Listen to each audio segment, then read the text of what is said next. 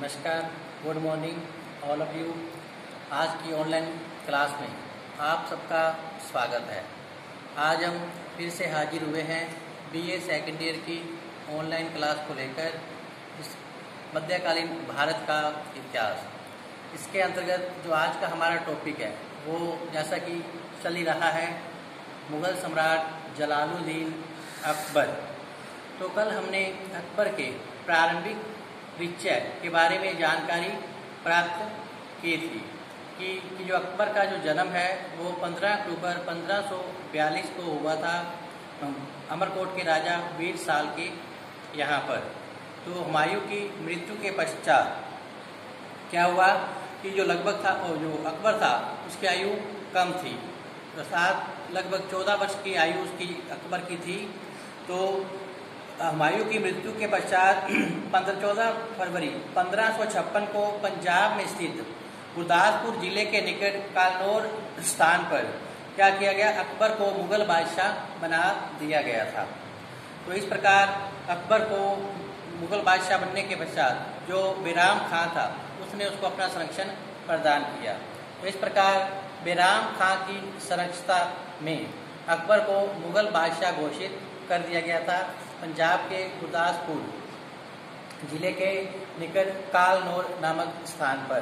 तो इसके पश्चात जो अकबर है 1556 से लेकर 1560 ईस्वी तक अर्थात 4 वर्षों तक वो बैराम खां की संरक्षता में रहता है। इस दौरान उसे वजीर अर्थात प्रधानमंत्री के पद पर नियुक्ति दी जाती है। लेकिन कुछ सरदारों के भड़काने पर क्या होता है, अकबर जो है बैराम खां से नाराज हो जाता है और इस प्रकार दोनों में मनमुटाव की स्थिति उत्पन्न हो जाती है। और अकबर के कहने पर जो बैराम खां है वो मक्का की ओर जाने को तैयार हो जाता है। तो मक्का की ओर जाते समय गुजरात के अंदर पाटन नामक स्थान पर मुबारक खां नामक एक पठान ने क्या कर दी थी, बैराम खां की हत्या कर दी थी।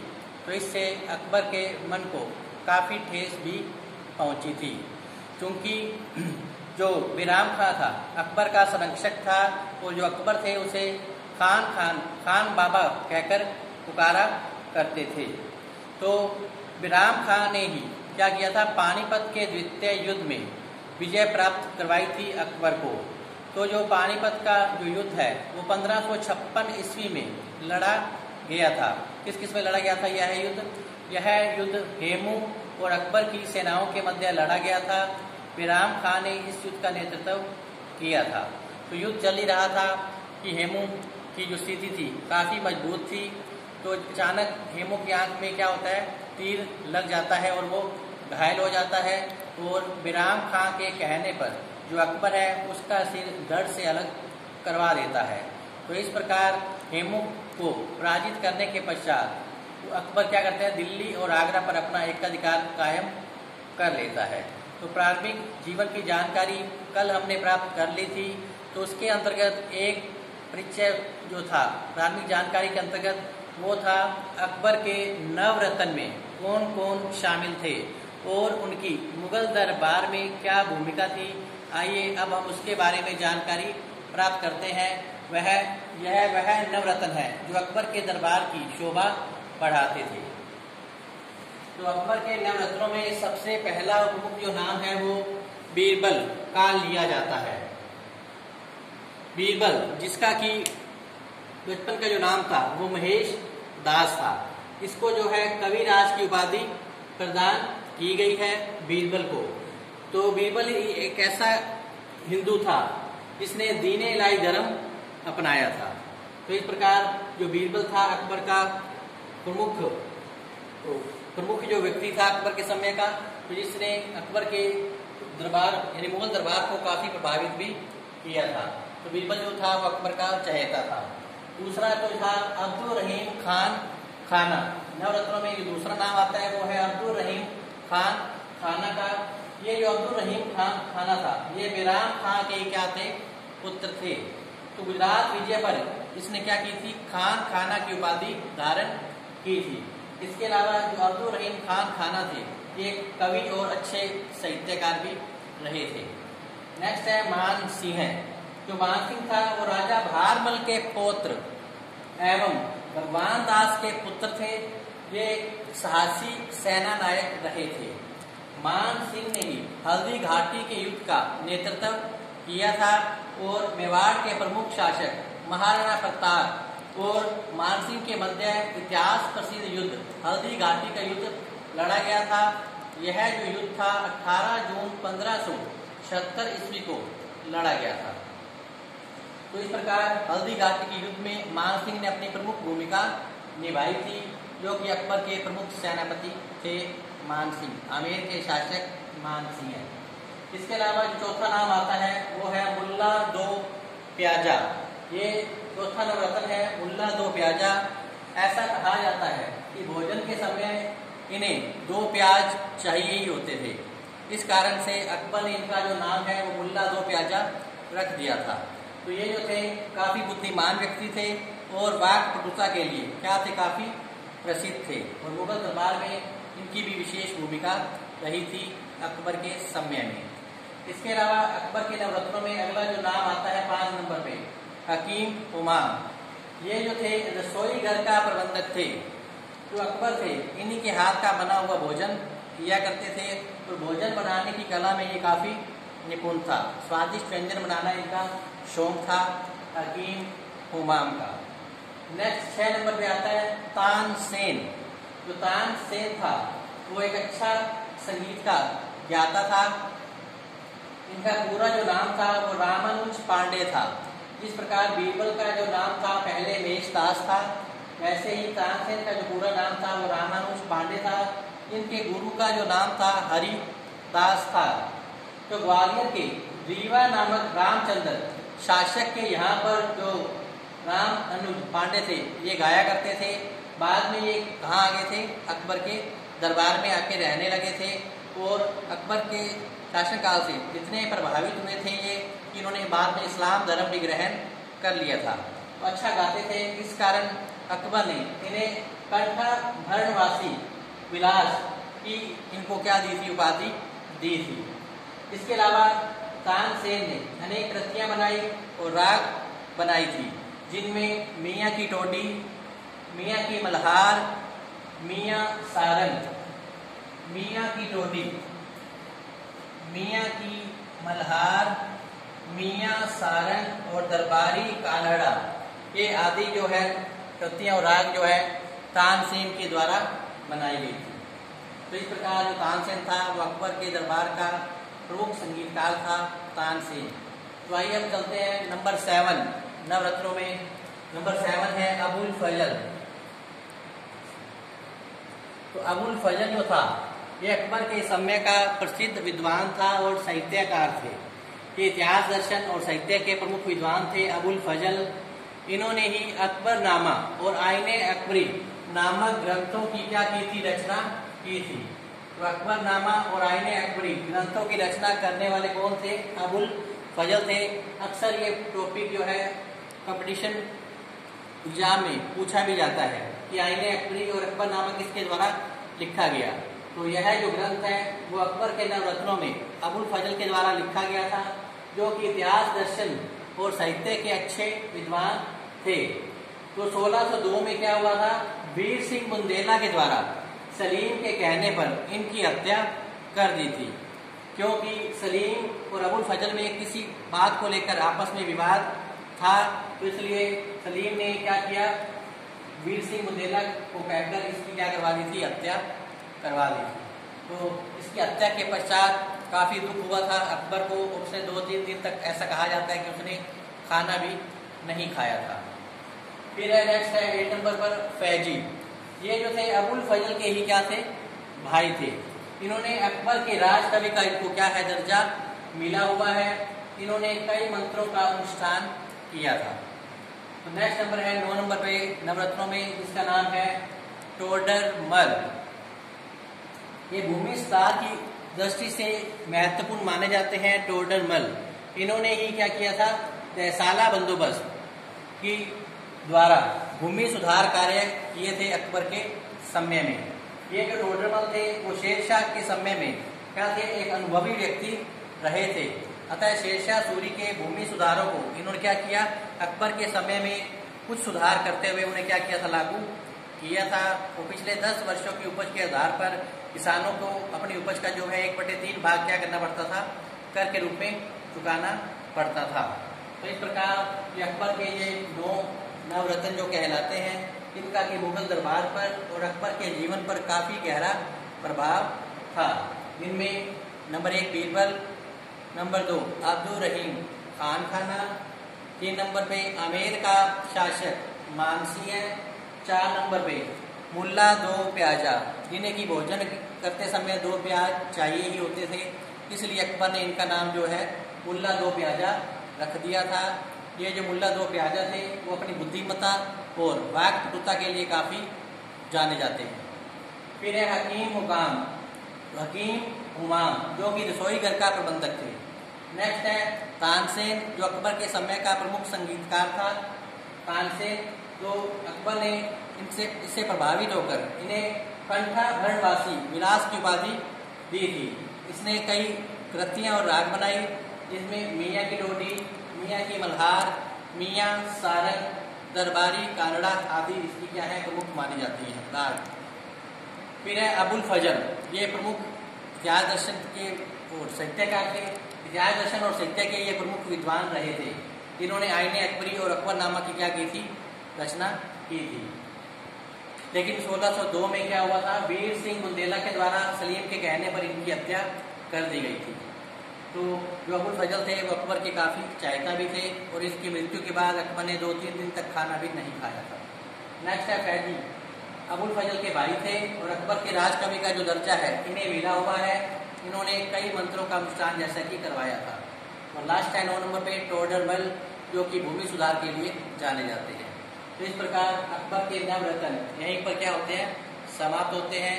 तो अगला जो अकबर से संबंध में जो अगला जो हेडिंग है हमारी वो रहेगी अकबर की राजपूत नीति क्या रही और उसे उत्तरदायी करने वाले कारक कौन से थे। अकबर की राजपूत नीति को क्रियान्वित करने के लिए उसने क्या कार्य करवाए थे और फिर अकबर की राजपूत नीति का क्या परिणाम रहा था, ये हम जानेंगे अकबर की राजपूत नीति के माध्यम से।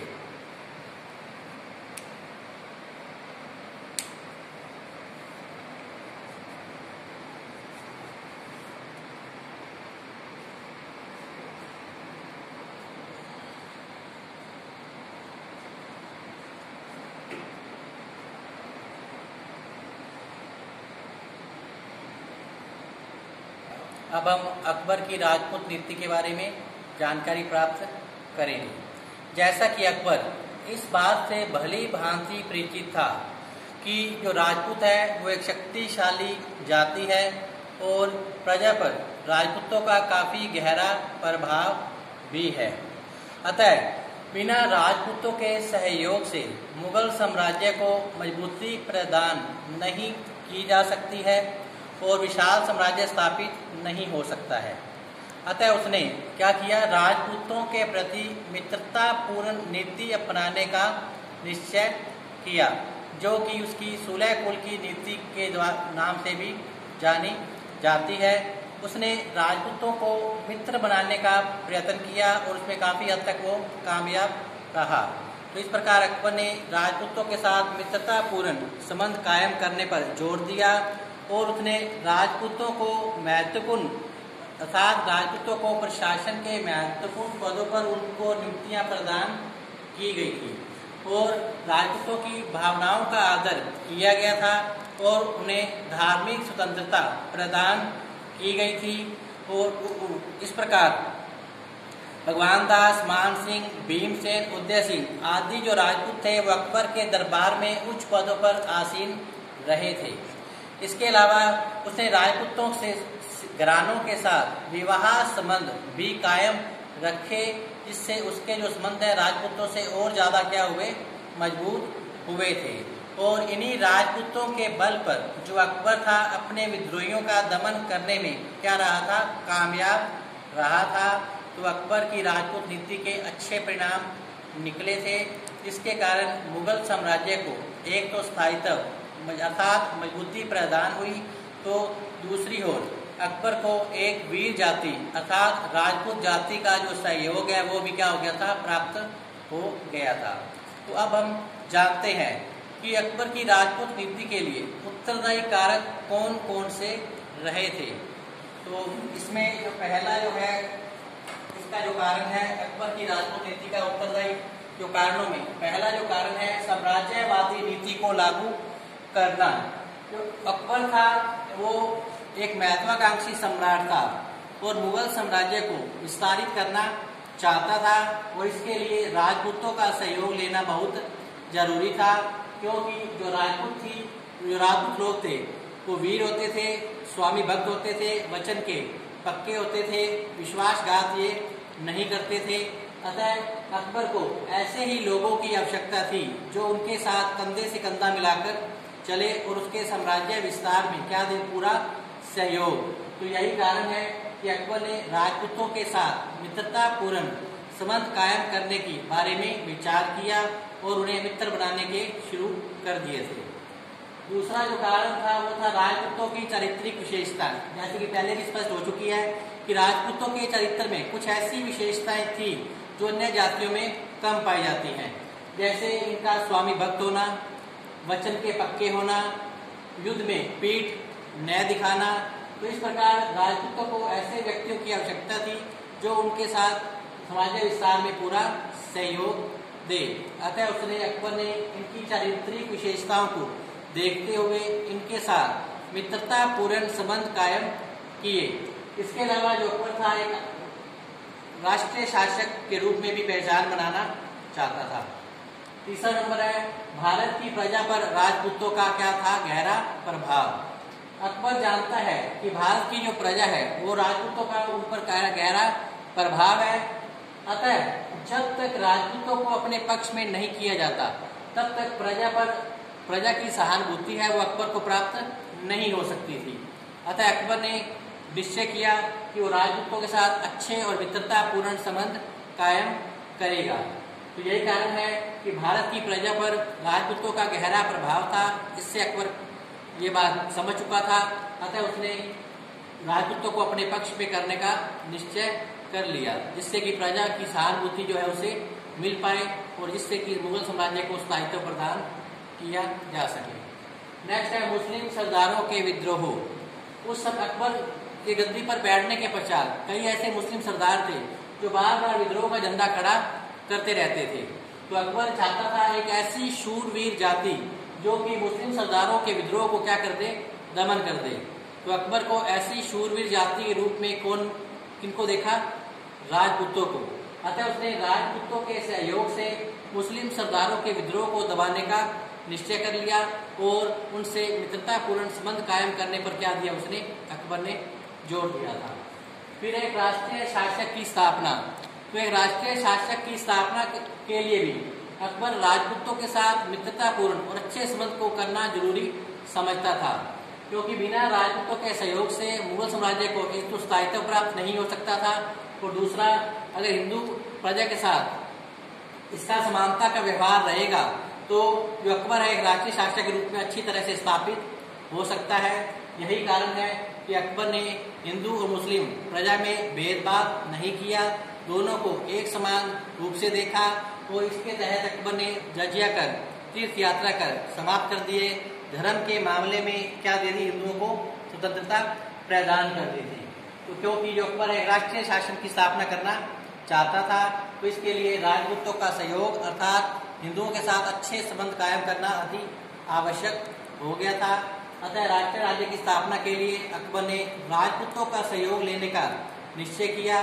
यही कारण है कि अकबर ने राजपूतों से मित्रतापूर्ण और अच्छे संबंध कायम करने की ठान ली थी। नेक्स्ट है राजपूतों की आपसी फूट। इस समय जो राजपूत शासक थे वो आपसी फूट के शिकार बने हुए थे। अतः अकबर इन आपसी फूट का लाभ उठाकर इन्हें अपने पक्ष में करना चाहता था और उसने राजपूतों के साथ मित्रतापूर्ण संबंध कायम करने का निश्चय कर लिया था। तो ये थे अकबर की राजपूत नीति के लिए उत्तरदायी कारक, अर्थात किन कारकों से, परिस्थितियों से प्रभावित होकर अकबर इनसे मित्रतापूर्ण और अच्छे संबंध कायम करना चाहता था। तो अब आइए चलते हैं राजपूत नीति को क्रियान्वित करने हेतु अकबर ने कौन कौन से कार्य किए जिससे जो राजपूत थे अकबर के क्या बन गए, हितैषी बन गए और मुगल साम्राज्य में विस्तार में इन्होंने क्या दिया, अकबर का पूरा सहयोग दिया था। तो सबसे पहले अकबर ने क्या किया, राजपूतों को उच्च पदों पर नियुक्तियां प्रदान कर दी। सबसे पहले अकबर ने राजपूतों को उच्च पदों पर क्या की, नियुक्ति प्रदान। तो अकबर ने राजपूतों को अपना मित्र बनाने के लिए उन्हें उच्च पदों पर, प्रशासन के उच्च पदों पर नियुक्तियां प्रदान की, जिनमें मान सिंह, भगवान दास, राय सिंह जो थे, इनके नाम मुख्य रूप से लिए जा सकते हैं। तो ये जो थे मान सिंह, राय सिंह, भगवान सिंह, ये प्रशासन के उच्च पदों पर इनको क्या मिली हुई थी, नियुक्तियां मिली हुई थी। तो इन्हीं के बल पर अकबर ने क्या किया था, मुगल साम्राज्य को विस्तारित करने में उनको काफी क्या मिला था, सहयोग भी मिला था। नेक्स्ट है धार्मिक स्वतंत्रता प्रदान करना। तो 1562 में जैसा कि अकबर ने हरकाबाई से विवाह किया था, जो कि इतिहास में जोधाबाई के नाम से भी जानी जाती है। ये जो हरकाबाई थी वो हिंदू राजपूत घराने से थी, अतः अपनी रानी के प्रभाव में आकर अकबर ने क्या किया, हिंदुओं के साथ उदारता पूर्ण व्यवहार करने का निश्चय किया और उन्हें धार्मिक स्वतंत्रता प्रदान कर दी। तो इस प्रकार अब जो अकबर था हिंदू मुस्लिम प्रजा में कोई भेदभाव नहीं करता था, धार्मिक सहिष्णुता का वातावरण जो है अकबर ने उत्पन्न कर दिया था। अब प्रजा, जो समस्त प्रजा थी अकबर की, वो अपने अपने धर्म को चुन सकती थी, पूजा अर्चना पाठ कर सकती थी। इस प्रकार धार्मिक स्वतंत्रता प्रदान करने से जो राजपूत थे वो अकबर के क्या बन गए, विदेशी बन गए थे। अर्थात हिंदू प्रजा का भी अकबर को क्या मिला, अच्छा स्नेह मिला और सहानुभूति प्राप्त हुई थी। नेक्स्ट है स्वतंत्रता प्रेमी राजपूतों का दमन। तो इस प्रकार अकबर ने क्या किया, राजपूतों के साथ मित्रतापूर्ण नीति अपनाने का निश्चय किया और उन्हें अच्छे संबंध कायम किए, विवाह संबंध कायम किए। लेकिन जिन राजपूत लोगों ने अकबर की अधीनता स्वीकार नहीं की, उसने अकबर ने क्या लड़ा, फिर अभियान शुरू किए। तो काफी स्वतंत्रता प्रेमी राजपूतों का दमन किया गया, लेकिन मेवाड़ के शासक राणा प्रताप और मारवाड़ के शासक रामचंद्र सेन ने अकबर की अधीनता को स्वीकार नहीं किया था। तो इस प्रकार अकबर ने अपनी राजपूत नीति के चलते स्वतंत्रता प्रेमी राजपूतों का दमन किया, लेकिन राणा प्रताप और रामचंद्र सेन ने अकबर की अधीनता मानने से इनकार कर दिया था। यही कारण है कि अकबर ने मेवाड़ के शासक राणा प्रताप के विरुद्ध 18 जून 1576 को हल्दी घाटी के मैदान में क्या लड़ा था, एक युद्ध भी लड़ा था। इसका नेतृत्व अकबर के प्रमुख सेनापति मान सिंह के द्वारा किया गया। फिर नेक्स्ट है विवाह संबंध कायम करना। तो अकबर ने राजपूतों को मित्र बनाने के लिए सबसे प्रमुख कार्य किया, राजपूत घरानों के साथ विवाह संबंधों को उसने स्थापना कर ली थी। जैसा कि 1562 में आमेर के शासक भारमल कच्छावा रेश की पुत्री हरकाबाई से विवाह किया था, जो कि इतिहास में जोधाबाई के नाम से भी जानी जाती है। इसके अलावा 1570 में क्या किया उसने, बीकानेर के शासक कल्याणमल और जैसलमेर के शासक हरि राय, बीकानेर के शासक कल्याणमल और जैसलमेर के शासक हरि राय की कन्याओं के साथ भी उसने अपने घराने के विवाह के अंदर विवाह संबंधों को क्या किया, कायम किया था। इस प्रकार वैवाहिक संबंधों से जो राजपूत नरेशों की जो मित्रता है वो उन्हें प्राप्त हो गई। इन्हीं राजपूत लोगों ने ही क्या किया था, मुगल विस्तार में अपना प्रमुख योगदान दिया था, क्योंकि विवाह संबंधों से जो दोनों घरानों के संबंध थे वो मजबूती से क्या हो गए थे, स्थापित हो गए थे।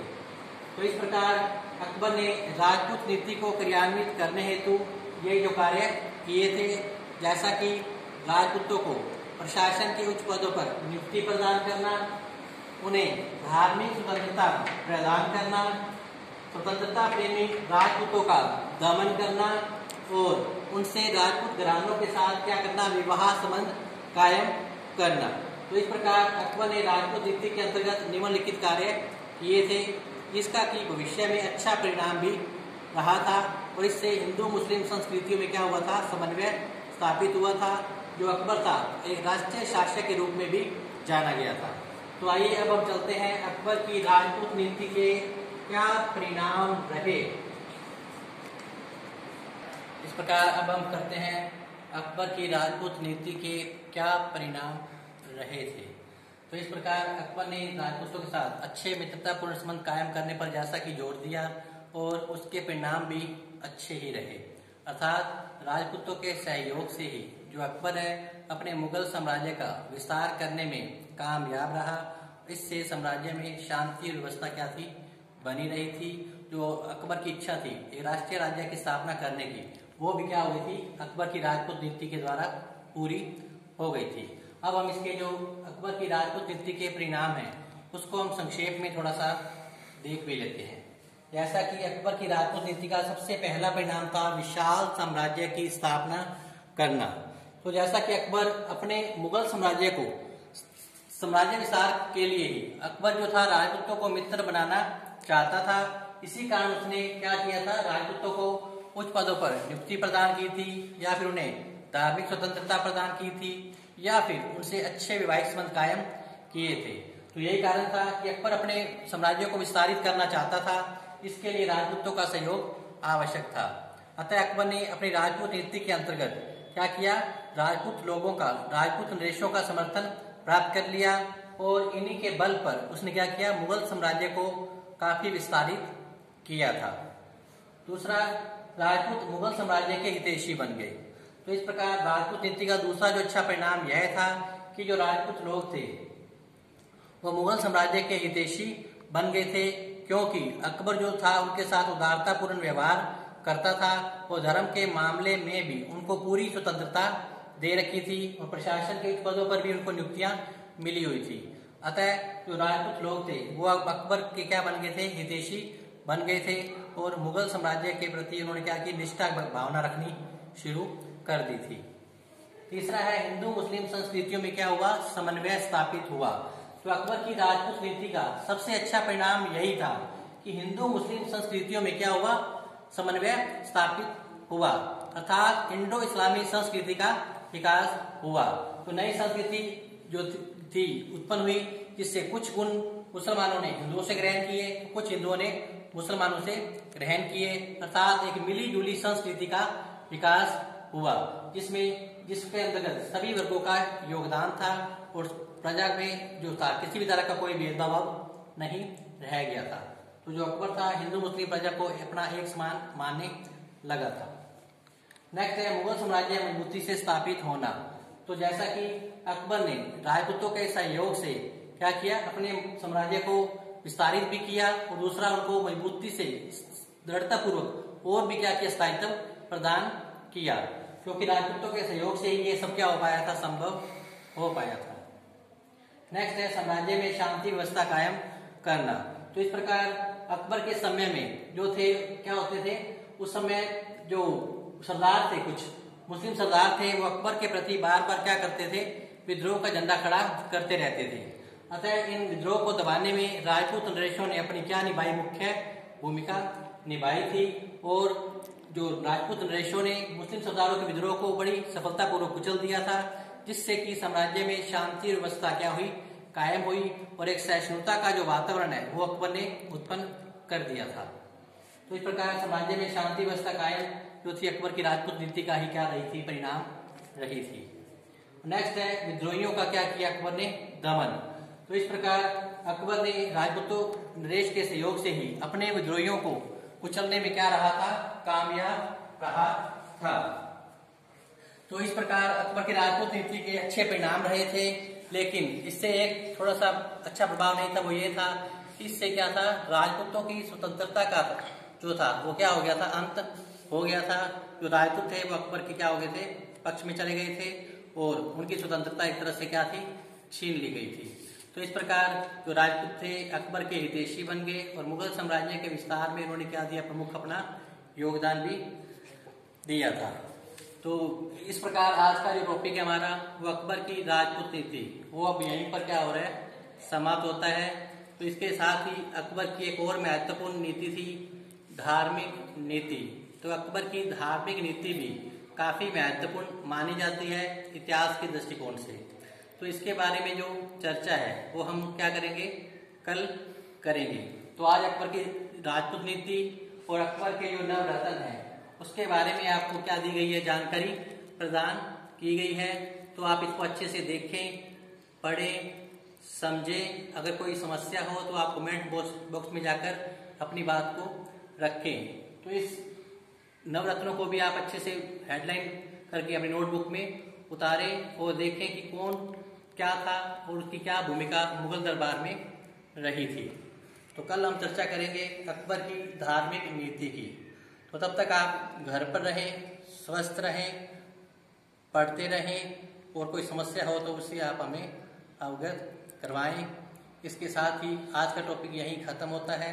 कल हम फिर से हाजिर होंगे अकबर की धार्मिक नीति और उसके क्या परिणाम रहे थे उसको लेकर। तो इसके साथ ही नमस्कार, धन्यवाद।